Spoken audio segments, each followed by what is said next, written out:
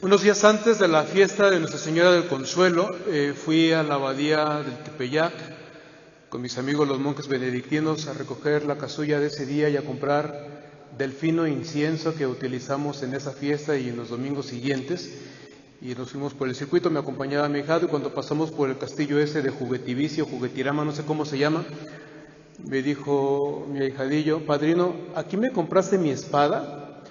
Se me fue en ese momento el corazón a Carcassona, este lugar medieval en Francia, a donde hacía más o menos un año, el 29 de septiembre, el día de mi santo, por ahí de las 5:30 de la tarde, en una lluvia más o menos como la de hoy, caminaba yo buscando una espada de esas de los templarios, con su escudo, con su cruz roja de los templarios para mi hijado, porque Carcassona fue un lugar importante donde estuvieron estos hombres, monjes, guerreros medievales, que juraron dar su vida para defender a los cristianos que visitaran Tierra Santa. Se juntaron y comenzaron su misión hacia el año 1109, tras la primera cruzada, y ese era su objetivo: defender a los cristianos que quisieran visitar los lugares santos del Señor. Ahí donde Jesús pisó, ahí donde Jesús predicó, ahí donde Jesús curó, donde Jesús comió, donde Jesús partió el pan, donde Jesús murió en la cruz y donde Jesús se había levantado de entre los muertos para subir al cielo.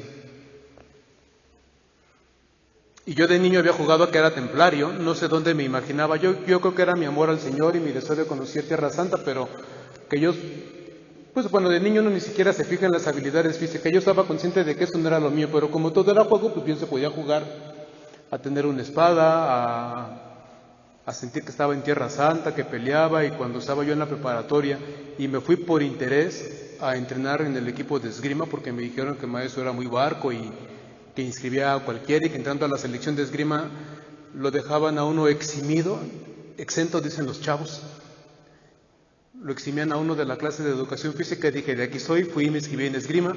Y cuando tomaba yo el sable, la espada, el florete y empezaba con mis movimientos, que por cierto me salían muy bien, entonces me acordaba de cuando yo decía, a lo mejor si hubiera sido buen templario, pensándolo bien. Recibieron su nombre porque cuando se fundaron se les permitió que vivieran en una zona contigua al templo de Jerusalén, y con el tiempo su nombre fue el de Orden de los Caballeros, Orden de los Pobres Compañeros de Cristo y del Templo de Salomón, templarios. Después se les permitió la custodia y vivir también en el Santo Sepulcro, y cuentan que los sábados en la noche celebraban la Eucaristía. Para entonces ya no solamente eran guerreros, también tenían sacerdotes, y colocaban sobre el Santo Sepulcro varios listoncillos que después pedían a cada templario que lo trajeran colgado, sobre todo cuando iban a enfrentar al enemigo, a los sarracenos, se decía entonces, en la batalla. Con el tiempo los templarios perdieron la zona de Tierra Santa, se extendieron por Europa. Acumularon sobre todo riqueza porque recibían fuertes donativos para reemprender la batalla por recuperar Tierra Santa. Y entonces el rey de entonces, Felipe, al que llamaban el Hermoso, se le ocurrió que, como tenía ya un problema muy fuerte de inflación, cosa rara, se le ocurrió dejar correr un chisme, cosa rara, en contra de los templarios. Los acusó de todo lo que ustedes se puedan imaginar y peor. Los obligaron bajo tortura, cosa rara, a que confesaran que eran culpables de todo aquello que los acusaban, cosa tan más rara. La justicia de entonces y la manera de gobernar de entonces y la manera, ¿por qué no?, también de calumniar a la Iglesia como se usaba entonces. Y entre los argumentos que se tenía para declarar a los templarios herejes eran que adoraban un cuadro misterioso. Unos decían que era Mahoma porque decían que en realidad eran islámicos, otros decían que era Alá, otros decían que era el mismísimo diablo, y lo que se sabría después con el tiempo era que lo que los templarios adoraban y guardaban con mucho sigilo para no perderlo era la sábana santa, doblada de tal manera que solamente quedaba expuesto el rostro del Señor. Y como no se acostumbraba mucho las representaciones de Jesús muerto, no se sabía ni quién era. Había pasado tanto tiempo que la Iglesia exaltaba mucho la imagen del Señor, faltaba más. Nos sentíamos grandes contemplando a Jesús todopoderoso, resucitado, glorioso, sentado en el trono, en el cielo. Y se había olvidado poco a poco buena parte de la iglesia y de la sociedad que para llegar al trono de gloria Jesús había pasado primero por la muerte y muerte de cruz. A los templarios les ayudaba, como toda la iglesia, a contemplar la imagen del Maestro muerto por nosotros, para comprender que su muerte no era fingida, no había sido fingida, para comprender que Jesús no solamente era Dios, sino que era verdadero hombre, carne de nuestra carne, hueso de nuestros huesos y sangre humana por el vientre de María. Cuando tenían el Santo Sepulcro, los templarios ponían sus listoncillos sobre el Santo Sepulcro y con eso enfrentaban la batalla. Cuando perdieron el Santo Sepulcro, los listoncillos se colocaban encima de la sábana santa, ya no solamente sobre algo que había sido testigo de la resurrección, sino sobre algo que había sido tocado directamente por la fuerza resucitadora de Dios. Bellísimo. Lo único que sabían los templarios era que nunca, por nada del mundo, tenían que separarse de ese pequeño cordoncillo que juraban defender con su propia vida. Más o menos en la época de los templarios surgió una especie como de geografía del más allá, a partir de la cual se trazó también la manera en que la iglesia celebra estos días. Por un lado se hablaba de la iglesia triunfante, la iglesia que estaba en el cielo. Después se hablaba de la iglesia purgante, la iglesia en purgación. Uno decía la iglesia en purgación y cuando yo era niño se me figuraba que los pobrecitos, quién sabe qué les habrían dado. Entonces era la iglesia triunfante, la iglesia purgante, los difuntos, los que estaban purificándose para ser dignos de ser admitidos a la gloria celestial. Y nosotros la iglesia militante, la milicia, el ejército de Dios, de los bautizados que combatían la tierra contra el pecado y contra todo lo que no fuera de Dios.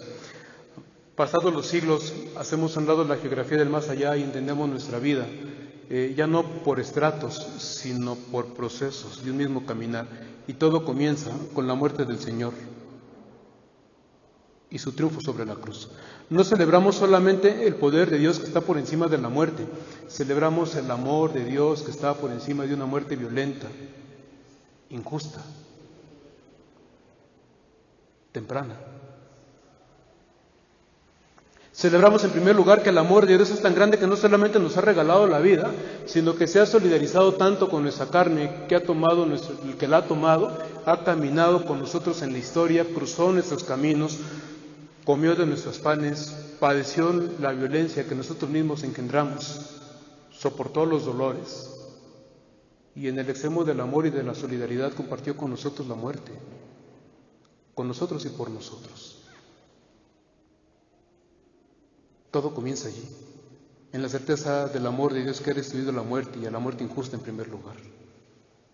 Lo segundo es agradecerle al Señor que nos haya compartido su vida eterna, ya no en cordoncillos colocados ni sobre piedras ni sobre telas, por santas que sean, sino que nos haya compartido primero la destrucción de la muerte y su espíritu de resucitado a través del bautismo.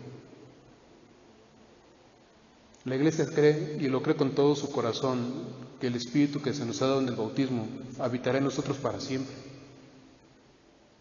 Para siempre.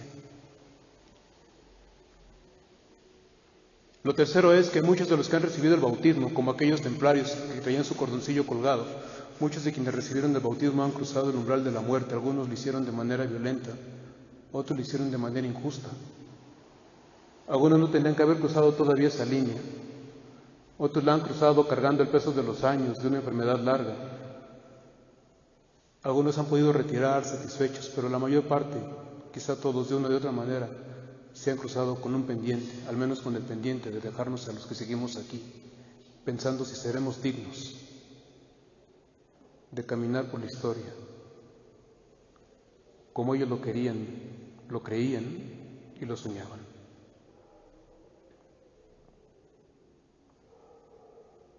Lo tercero es venir a decirle en primer lugar al Señor, creemos que estás vivo, creemos que hemos sido tocados por ti, por tu espíritu, y con tu espíritu hemos destruido la muerte.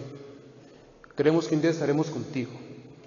Creemos que los que estuvieron con nosotros y han partido gozan ya de tu presencia.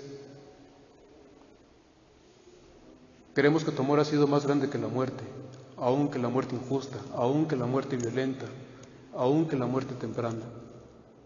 Creemos que su amor nos volverá a sentar a todos, no en cualquier lugar, sino en su mesa, para comer no cualquier comida, sino su propio pan, y beber no de cualquier vino, sino de su propia sangre, para habitar no en cualquier lugar, sino en su propia casa.